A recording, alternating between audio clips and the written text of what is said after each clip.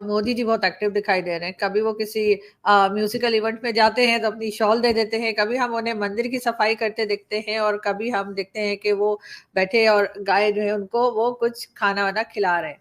क्या है ये, मतलब नॉर्मली भी आपके पीएम यही करते हैं या इस वक्त कोई खास इवेंट है जिसकी वजह से तो किया ये जा जो रहा है? मोदी जी कर रहे हैं ना, आप एज ए इंडियन अगर आप देखें, जो अपना जो जानना चाहता है कि हम कौन थे, हमारे बाप दादा कौन थे, हमारे पूर्वज क्या करते थे, और हमें ये सब चीजें बार बार सुनने को मिलती हैं, ये गोमूत्र पीने वाले लोग हैं, ये वो। तो जब एक आदमी ऐसा कर रहा है तो इट सूज आवर सोल कि भाई हम किसी का नुकसान तो नहीं कर रहे ना। आप समझिए, मोदी जी को उन्होंने कई दिलों पे मरहम लगाए हैं।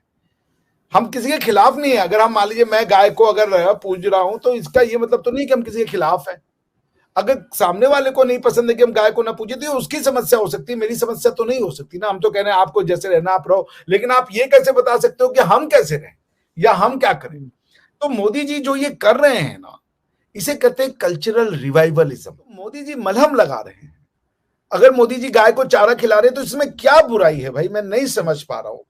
वो गाय को मार तो नहीं रहे हैं ना। अगर कोई कुत्ते को बिस्कुट खिला सकता है, राहुल गांधी जी का कुत्ते को यूं बिस्कुट खिलाते हुए एक वीडियो हुआ था, वो तो राहुल गांधी जी का कुत्ता तो दुनिया का प्यारा कुत्ता हो गया, और राहुल जी बड़े जानवरों से प्यार करने वाले व्यक्ति हो गए। लेकिन गाय से प्यार करना, ये समहाउ पता नहीं किस रीजन से ये भैया सेक्युलरिज्म के खिलाफ है। अब हम अपना कल्चर मिटा दे सेक्युलरिज्म के लिए? क्या करें? अब हमारे कल्चर में था गाय को सेवा करना, हमारे कल्चर में है होली दीपावली, ये बुतों की परस्ती करना, हमारे बाप दादा यही करते थे। तो हम अब कैसे मिटा दें इसको? एक डॉक्ट्रिन हमारे यहाँ पिछले 50-60 साल तक इंडिया में हावी रही, वो पता नहीं क्या कहती रही कि धर्म का रिलीजन में दखल नहीं होना चाहिए, अरे पॉलिटिक्स में दखल नहीं होना चाहिए। क्यों? मैं ये समझ नहीं पाता। बार बार कह रहे हैं कि धर्म और रिलीजन एक चीज नहीं है। सेक्युलरिज्म और जो यूरोपियन सेक्युलरिज्म है, अमेरिकन सेक्युलरिज्म है, वो दोनों अलग अलग चीजें हैं। इंडियन कॉन्स्टिट्यूशन जो है वो डीकोलोनाइजेशन का नतीजा है, जबकि जो यूरोपियन कॉलोनाइजेशन है वो डीसेक्युलराइजेशन का नतीजा है, यानी कि वो सेक्युलराइजेशन का नतीजा है। अमेरिका का जो कॉन्स्टिट्यूशन है वो ट्रीटी का नतीजा है, क्योंकि यूरोप के लोग किसी और की जमीन पे जाके रहने लगे थे। वी आर नॉट, हमारी, आप धर्म से राजनीति को कैसे अलग कर सकते हो? अगर, और आप धर्म का मतलब है कि जैसे मैं एक शिक्षक हूं, मेरा एक धर्म है, वो रिलीजन नहीं है। तो राजनीति में सबको जब हमारे यहां कह दिया गया, जिस देश ने कभी भी लॉ मेकिंग को डिवाइन पावर नहीं माना, तो आप किस लिए रिलीजन से अलग करना चाहते हो, धर्म से अलग करना चाहते हो? आपको कॉन्स्टिट्यूशन क्यों मिला है?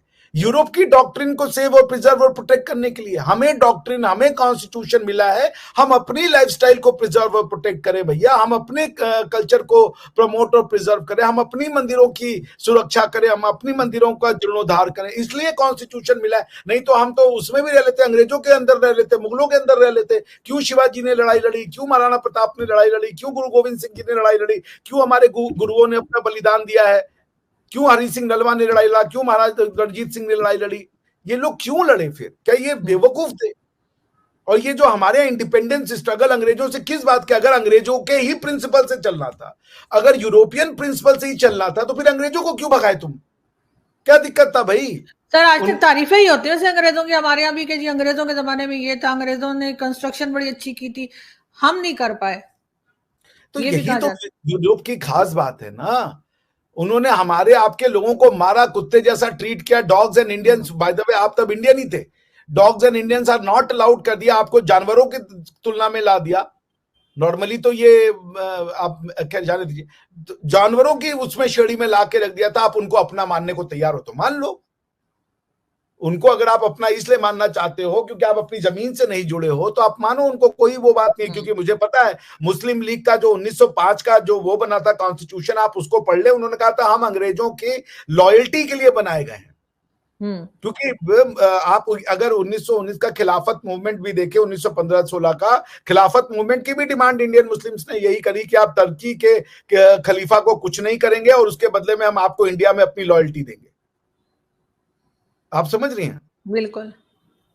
तो ये जो ये जी जी बस एक सेंटेंस बोल दूं, ये जो एक्सटर्नल एंगल है, सिर्फ रिलीजन की आइडेंटिटी का जो प्रॉब्लम है, वो जो है वो लोकल कल्चर से नफरत करता है। ये एक बड़ी बड़ी अचरज की फिनोमिना है जो इंडिया को छोड़ना पड़ेगा।